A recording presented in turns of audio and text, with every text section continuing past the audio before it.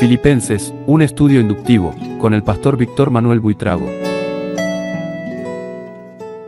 Dios les bendiga. Ya estamos en la lección número 9 de Filipenses inductivo, la carta del gozo cristiano.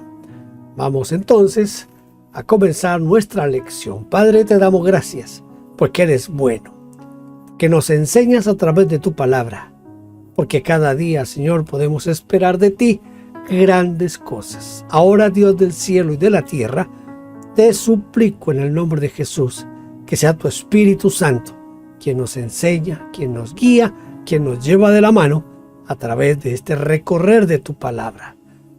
Bendito sea tu nombre. Amén. Amén. Muy bien, lección número 9. Hoy vamos a tratar desde el versículo 15 del capítulo 3, Filipenses 3, 15 al 21.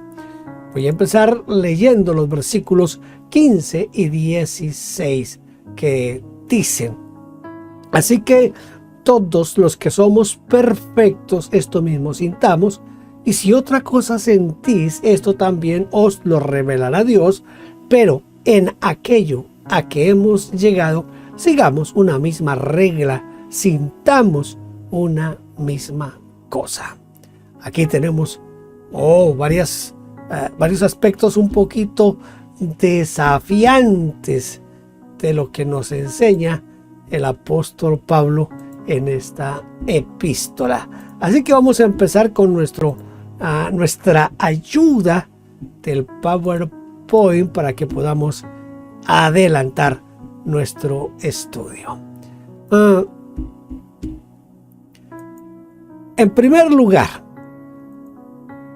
Pablo escribió no que ya sea perfecto. ¿Se acuerdan en el 3:12? Ahí escribió no que ya sea perfecto.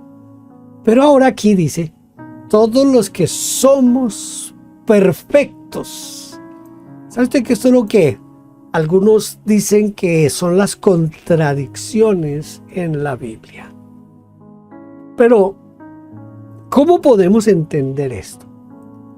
Aquí tenemos un clásico ejemplo de la riqueza de algunas palabras griegas, como es el término perfecto.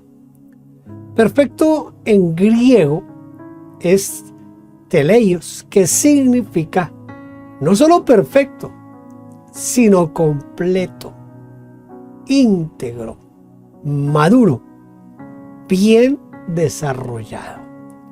Por eso la versión de Taizé traduce: así pues, todos los que somos ya maduros debemos tener estas aspiraciones.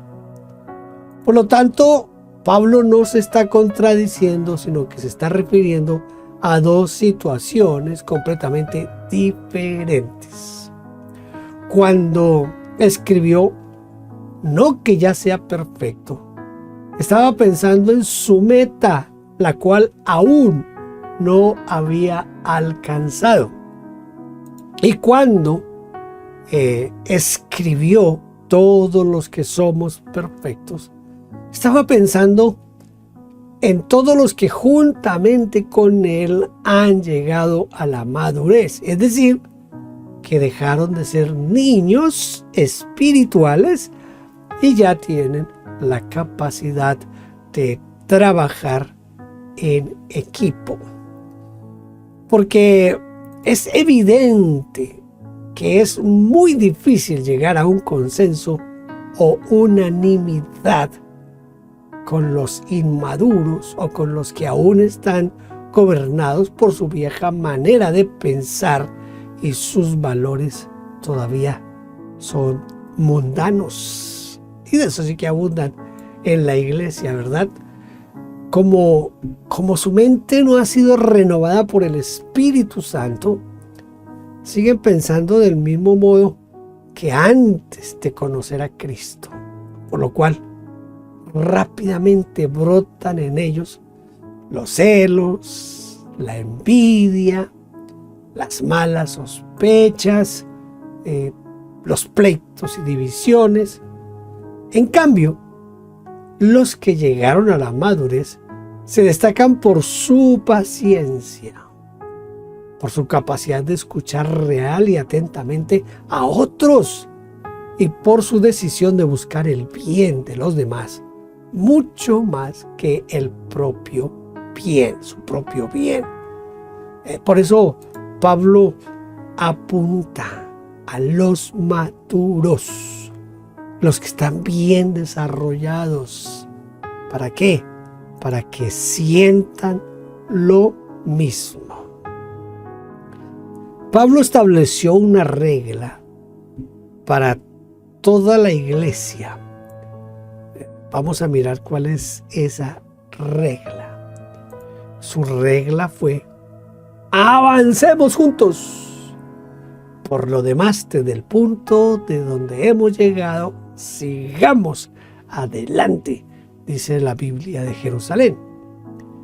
Es importante señalar que el apóstol Pablo avanza juntamente con, escuche, juntamente con, o sea, no está solo, está avanzando con toda la iglesia en los grandes pasos de la revelación de Dios. Él no se queda en el pasado. Pero tampoco se adelanta al futuro, sin contar con los hermanos que se caracterizaban por su madurez. La meta era alcanzada cuando todos, escuche, esa meta se podría alcanzar cuando todos concordaban en un punto. Es decir, cuando todos tenían un mismo sentir y pensaban de la misma manera. Pero si luego aparecía otra revelación, entonces avanzaban lentamente por si esa nueva revelación no tenía el consenso de la mayoría, inclusive de una minoría. Avanzaban lentamente porque esperaban que Dios actuara. Por esto mismo añadió: si otra cosa sentís, esto también os lo revelará Dios. Para mí esto es muy importante. Que todo lo que sintamos sea una revelación directa del Espíritu Santo, una revelación directa de Dios. Pero en todo se ve que hay una dirección, hay un camino, porque toda revelación está relacionada con otra semejante. Dios muestra el rumbo con revelaciones en el mismo tema y poco a poco abre nuevos horizontes. Por eso el apóstol Pablo escribió: a lo que llegamos, en lo mismo debemos avanzar. O como traduce la Nueva Biblia Española, dice: en todo caso, seamos consecuentes con lo ya alcanzado. Interesante esta manera de ver la vida cristiana, esta manera de avanzar en nuestro conocimiento de lo que Dios hace en la iglesia. Lo que quiero aquí como resaltar es como ese consenso que se puede dar, pero es un consenso que se puede dar si todos estamos siendo guiados por el Espíritu Santo. Voy a leer ahora Filipenses capítulo 3, versículo 17. Hermanos, sed imitadores de mí y mirad a los que así se conducen según el ejemplo que tenéis en nosotros. Aquí pareciera que el apóstol Pablo contradice todo lo que a veces predicamos nosotros, especialmente nosotros los pastores. Casi siempre predicamos en que no se fijen en nuestros defectos, que no se fijen en nosotros, pero vamos a ver cómo Pablo lo presenta aquí y voy a tratar de hacer la relación con la presentación que el apóstol Pablo hace también en los Corintios, porque es bien importante y bien interesante esa relación que hace Pablo aquí con lo de los Corintios también. Entonces, iniciemos con una pregunta, esas preguntas que tenemos que hacernos para entender lo mejor posible el texto. Según este versículo solamente y sin referirnos a otras partes de la Biblia, ¿qué deberíamos imitar o copiar de Pablo y de los que se conducen como él? Conociendo la vida y la obra del apóstol Pablo por medio del libro de los Hechos de los Apóstoles y sus epístolas, podríamos mencionar muchas cosas que podríamos imitar de él y de los que se conducían del mismo modo, de la misma manera. Sin embargo, este versículo nos señala esencialmente un aspecto: su conducta. Su conducta. Dado que el texto dice: sed imitadores de mí y mirad a los que así se conducen o así andan. No se trata de doctrina, sino de comportamiento y de actitudes. Esto es bien importante. Aquí Pablo no está hablando de doctrina, no está hablando de teología, sino de actitudes. Y esto es una cosa muy importante. Uno puede tener la teología más sana del mundo, o la más correcta, la más exacta, pero si la conducta está plagada de celos, envidias, críticas mordaces, malas sospechas, calumnias y de esos otros males que nos rodean a nosotros, porque vuelve otra vez lo que casi siempre decimos: somos humanos y como humanos fallamos. Pues mire el énfasis que está haciendo aquí el apóstol Pablo. Estamos llenos de cosas que dañan nuestro testimonio. Cuando Pablo dice: sed imitadores de mí, no lo dice con la finalidad de ponerse como ejemplo o modelo, porque sí, sino para orientar a la iglesia para que adopte una conducta diferente a otros.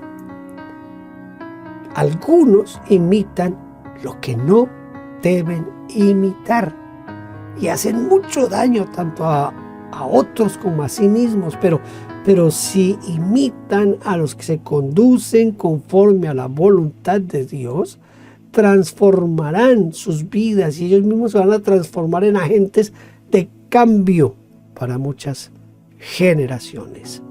No olvide, les decía aquí que si lo comparamos un poquito con lo que dice en Corintios, el apóstol Pablo en Corintios dice: imítenme a mí así como yo imito a Cristo. En otras palabras, lo que Pablo le está diciendo a la iglesia en Corinto, en ese caso, le está diciendo: mire, ustedes mírenme a mí, imítenme a mí, que yo me encargo de mirar a Cristo, imitar a Cristo, vivir como Cristo. Y si yo imito a Cristo y vivo como Cristo, ustedes me pueden imitar. Pongan que el razonamiento que yo hago en este pasaje es: ya a Cristo no lo podemos ver, no está físicamente para verlo, solamente lo que podemos leer a través de la escritura, de los evangelios. Pero Pablo en ese momento es un ser físico, es alguien a quien pueden tocar, palpar, con el que pueden hablar, con el que pueden caminar, con el que pueden comer. Es una persona que está ahí al lado. Y entonces por eso Pablo dice: mírenme a mí, miren cómo me conduzco, miren mi conducta, miren mi espíritu cristiano, imítenme a mí, dense cuenta, yo soy un hombre como ustedes, yo puedo vivir consagrado, puedo vivir honestamente, ustedes también pueden. Imítenme a mí y yo me encargo de imitar a Cristo.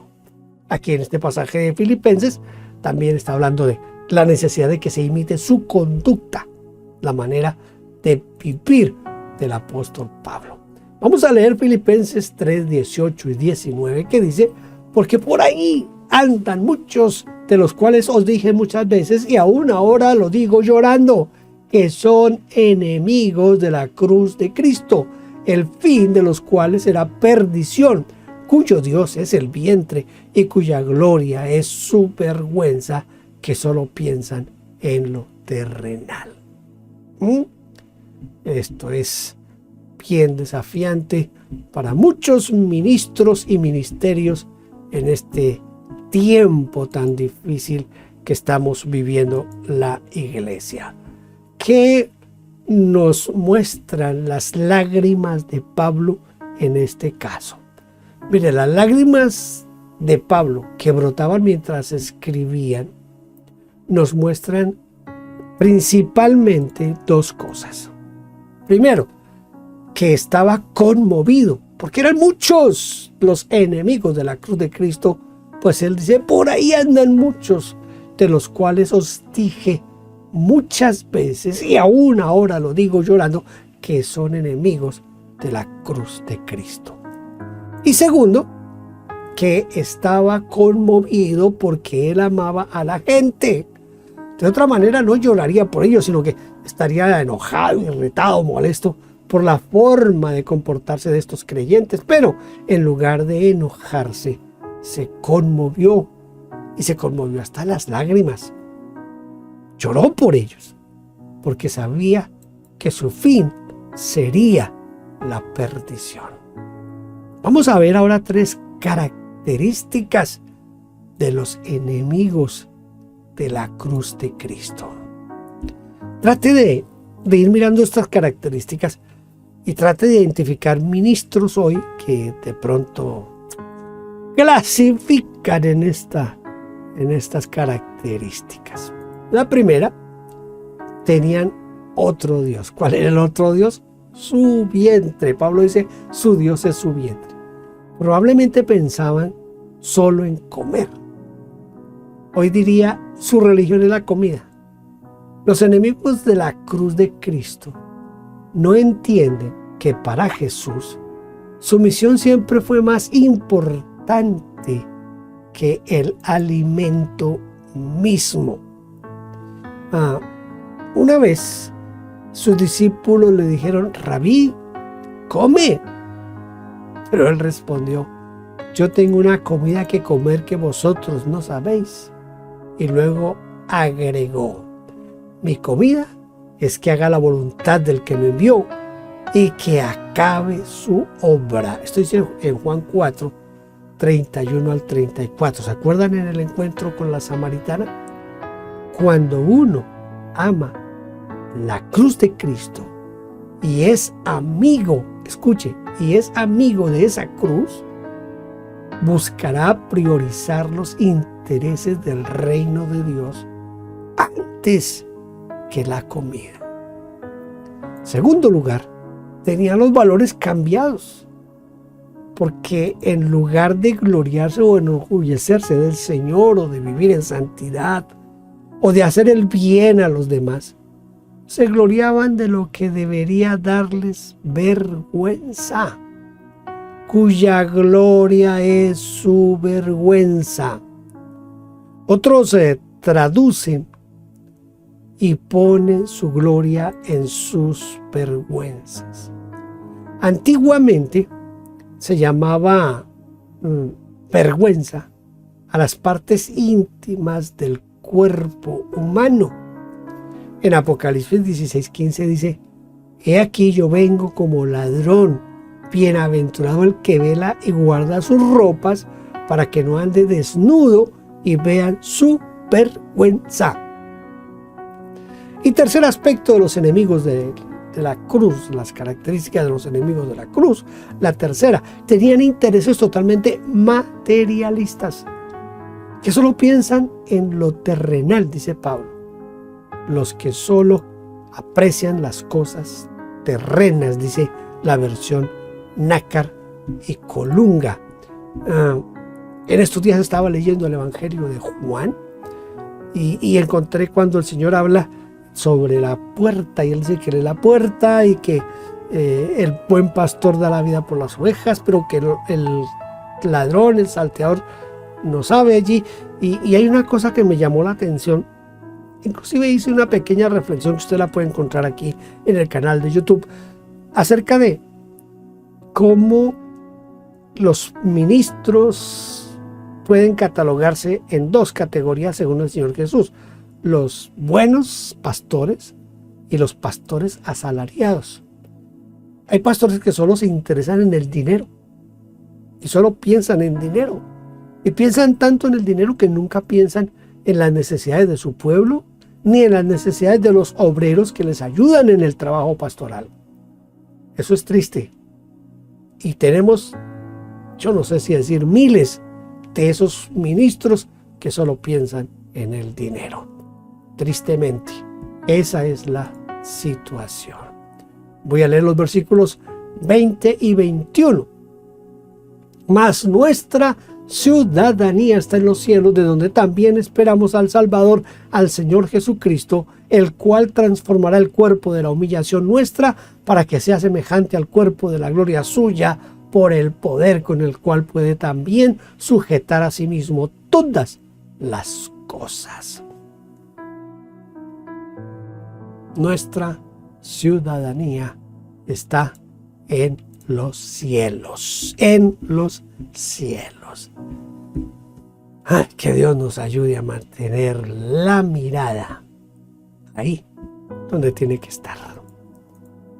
¿Qué quiere decir ciudadanía?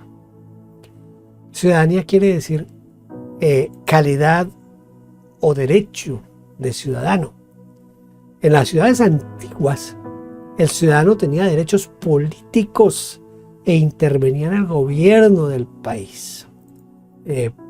Por ejemplo, los ciudadanos romanos, como en el caso de Pablo, tenían un conjunto de privilegios que aseguraban a un hombre la completa protección de las leyes del Estado, y de estos privilegios se valió el apóstol en varias ocasiones para librarse de la tortura y aún de la muerte. Tal vez usted ha leído la historia de Pablo en Hechos, entonces él aprovechó eso.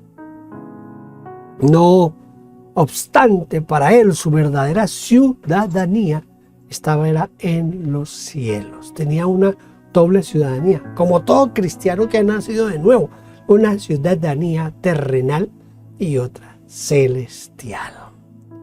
Nuestra ciudadanía en la tierra es una ciudadanía temporal, pasajera, pero nuestra ciudadanía en los cielos es eterna.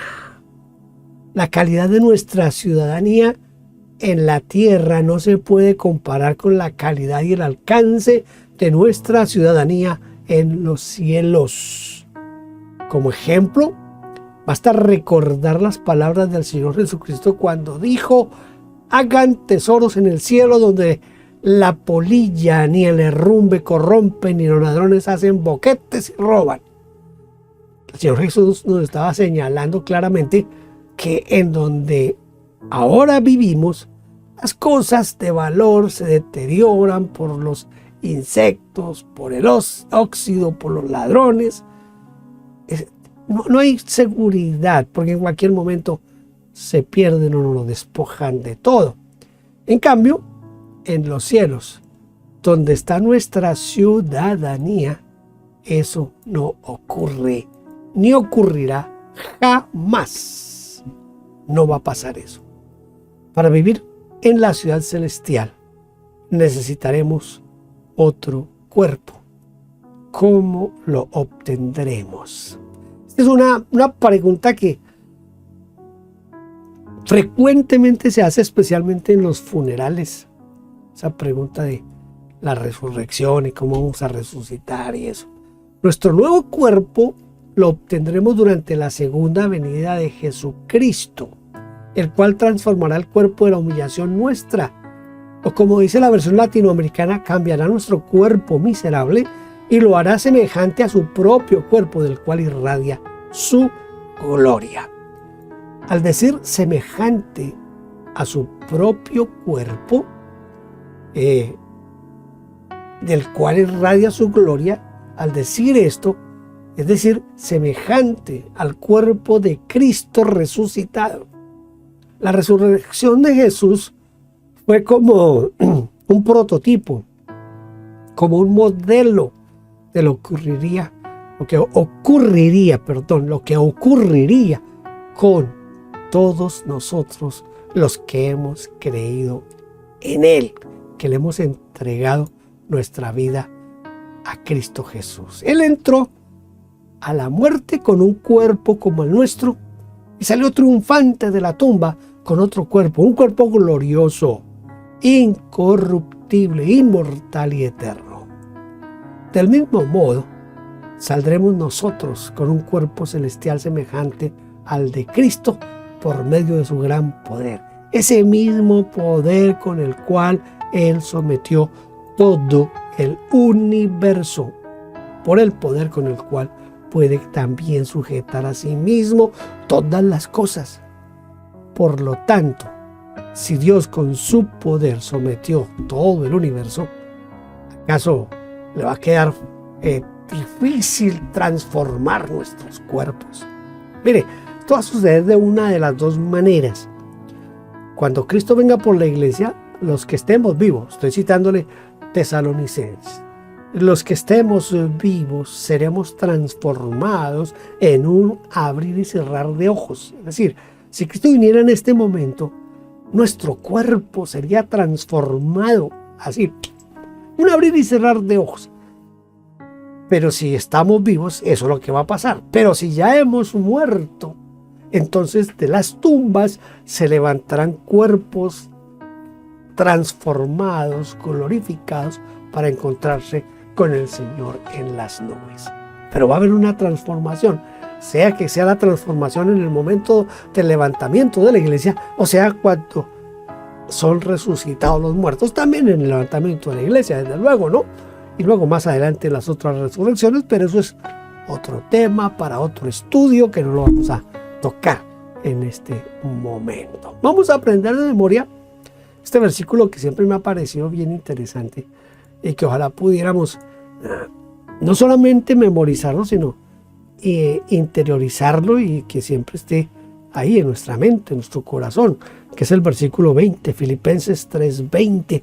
Mas nuestra ciudadanía está en los cielos, de donde también esperamos al Salvador, al Señor Jesucristo.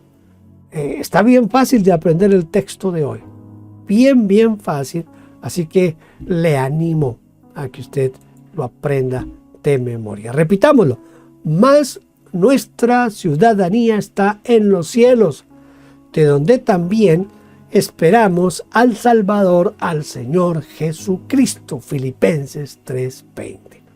Hemos terminado ya nuestra lección número 9.